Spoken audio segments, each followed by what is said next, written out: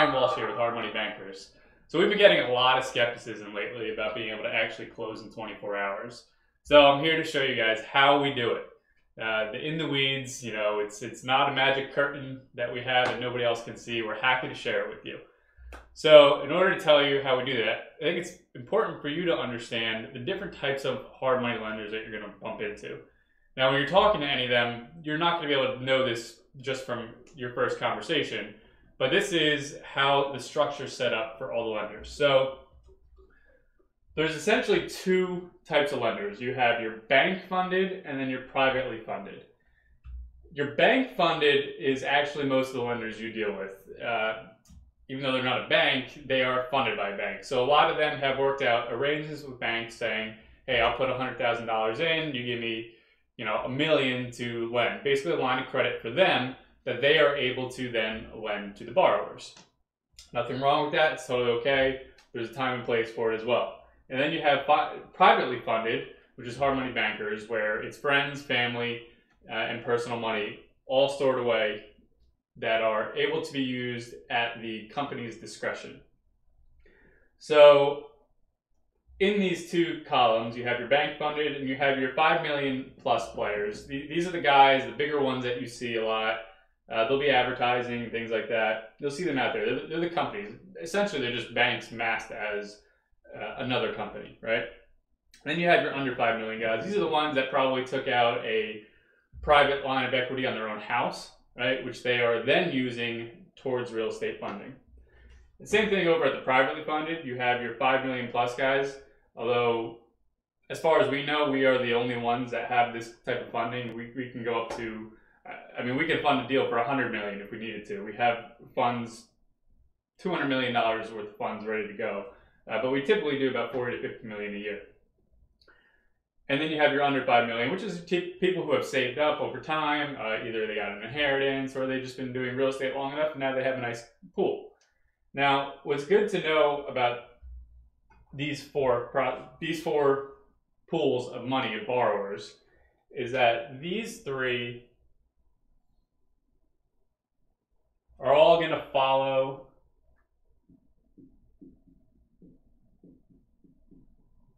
the classic bank process. And what I mean by that is the proven formula that's been working for years and years. And this is why when you talk to these lenders, they're asking you for your W-2s, your pay stubs, your payment history, your credit cards. They're asking for everything, right? They want to know everything and anything about you if you've ever spent money on. It's quite a process for anybody who's ever had to go through it. But it works, and that's why they do it. Now, when you come to us, a no-doc lender is what you'll hear us called. We have our own process that is outside of these three types of funded lenders, right? So this is where the skepticism comes from, is borrowers don't realize that this process is completely different than this process. Okay, now for the process part. First, I'm going to walk you through what the bank-funded lenders do, and then I'll compare it to what Hard Money Bankers does. So first, you as the borrower found this house that you want to fix and flip. You're going to talk to the lender, let them know that the information, the address of the property, how much you can get it for, what the rehab costs are. The lender's going to say, okay, great. I just need a few things from you. And that's where they're going to list off your W-2s, your pay stubs, your entire credit history with all your credit cards, your car payments, your house payments, everything you've ever paid anything for, they're going to want to know about. So, assuming you're able to get them all that information from day one, which you probably won't have ready unless you've already spoken to a lender, but let's assume you did get that to them on day one. Lender's going to take that information, that package that you have, and they're going to send it to the bank for review and say, hey, we have a borrower who wants to lend on a house. Here's all his paperwork. Can you approve this? This is going to take 3 days. It's honestly likely going to take more than 3 days, but I'm trying to be lenient here on what the process will be. So 3 days from the bank to review the paperwork and come back to the lender and say, yes, you can move forward with that house. Now, the lender then goes and talks to an appraiser and says, hey, we need you to go take a look at this house and confirm what the value is of this house and what you think it's going to be. So the appraiser says, sure thing, I'll go take a look. That's just going to take you 3 days to do. So in another 3 days, the appraiser is going to go out, take a look at the house, do the report, send it back to the lender and say, okay, here's the report, here's what it's worth.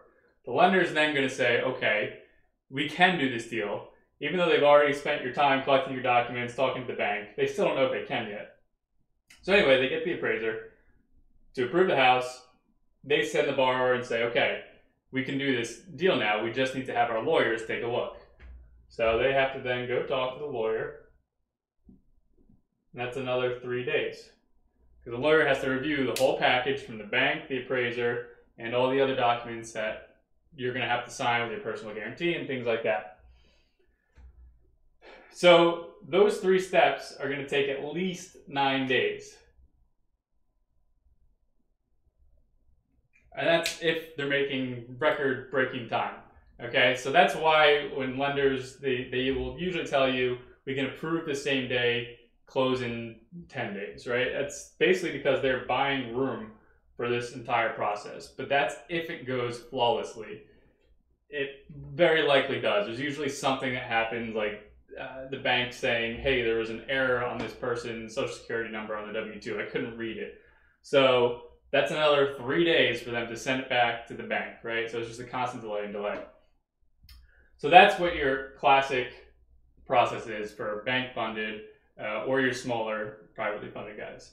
So what does HMB do here? HMB, we are our own bank, so we don't have to get it approved by anyone. So take out this guy. That's 3 days saved right there. We don't need an appraiser. So all the sheriff sale people and auction.com, you love us because we don't need to get into the house. We do all of our numbers via comping, comparables of the nearby houses. And yes, we have a formula that's been working for us for almost over 11 years now. And then our lawyers know that we make our business by closing in 24 hours. So we have a deal with them saying,